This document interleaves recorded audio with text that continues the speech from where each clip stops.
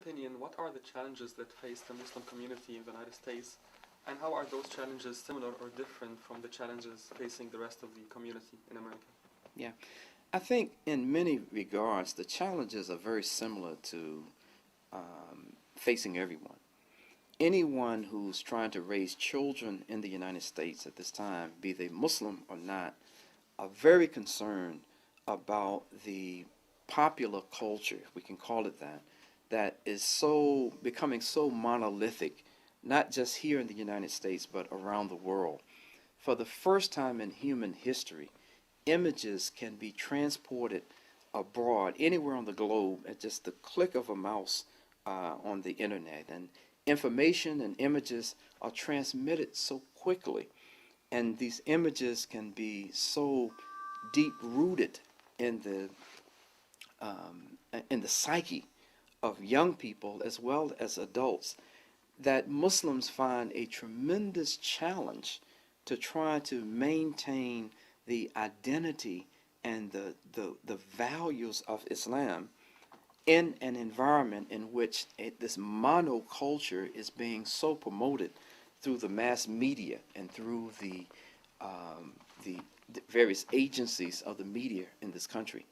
So it's not just totally unique to Muslims. Christians and Jews and others who have religious or social values are likewise challenged by these assaults on how we want to raise our children and how we want to establish wholesome environments for each other.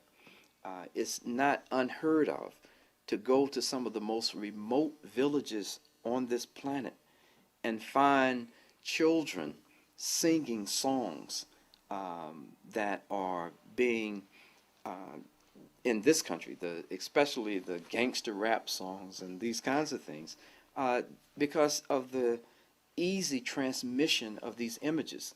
It used to be a time in this country, just on the question of dress and talking about the dress of males, it used to be a time, not too many years ago in this country, that from one part of the country to another, there was a very unique and distinct manner of expression, a very unique and distinct manner of dress, that you can go from one part of the country to the next, and the style of dress and the manner of dress for men and women was very different.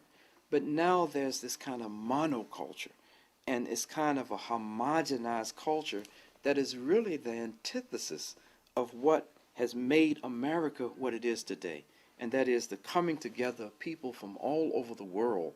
What is happening in this concept over the years of a melting pot is becoming a stew that's been overcooked. And so these different divergent cultures and values are coming into the stew, and it's being melted down into something that's bland. And so what was a strength in the past of this nation, of being a nation where diversity is trumpeted, and ideas that are brought from different perspectives was trumpeted, now this almost monoculture is making everything so bland that it is limiting the potential of the nation. So we as Muslims in this country find this not as a us versus them situation, or us versus them as it relates to the environment here in the United States.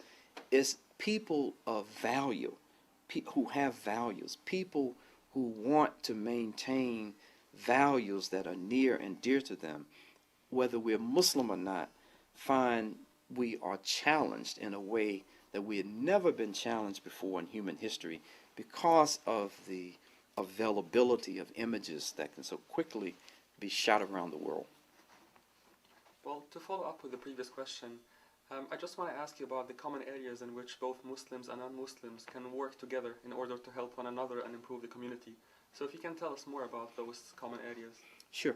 Yeah, I think it's very important. There is a ever-growing area called interfaith work.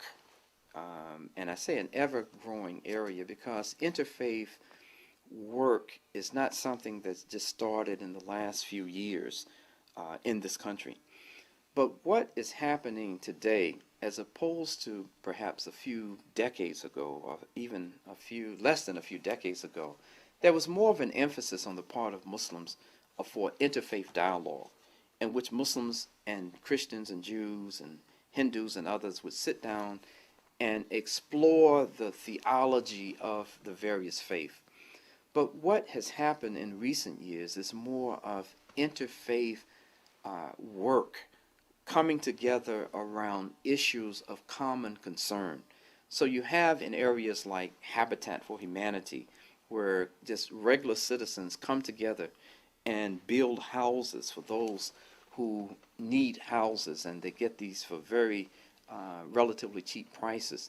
You have persons of varying faith coming together around issues of social concern, like injustice in the criminal justice system, in areas of domestic violence and child abuse and things like that. And when we come together in those areas, we find that we are all human beings. We find that the differences in what we aspire to have in life are much more common than they are different, whether we are Christian or Muslims or Jews or regardless of our faith. And so I'm a firm believer and advocate for our identifying those areas of common concern with persons who are not Muslims and coming together and working together around those issues. Everyone is concerned about the future of our children. What are our children going to do? How will our children come out as far as their educational achievement and what they're being exposed to academically? The fact of the matter is, with the perhaps 6 to 7 to 8 million Muslims in this country, as many masjids, they say that perhaps there are over 2,500, almost 3,000 identifiable places of worship for Muslims in this country today. The numbers, I say 6 to 8 million, we really don't know. It may be more than that. But the fact of the matter is that with all of these Muslims and with all of the institutions and with all of the education that this group that we have in this nation today as Muslims that we may have, the fact of the matter is that only about 5%, less than 10% of Muslim children go to full-time Muslim schools. And so the issues of education are common issues for Muslims and non-Muslims alike. The issues of how our tax dollars are spent are issues for Muslims and non-Muslims alike. The health care being provided at reasonable rates and with insurance benefits being extended to people, these are issues that are common to us as human beings and citizens of this country. So we can pick an area, and you find that we have many more areas of commonality and of common concern because we're living here. Even on more negative fronts, drugs and alcohol and all of these things, because we are living here as a community, as citizens in this country, they are impacting and infecting the Muslim community similarly in many areas as it would be the non-Muslim community. So you can almost pick any area of cooperation, and we can find that once we realize our own humanness and these common areas of concern, that as we come together and work together on these problems, that we will benefit individually and collectively as a people.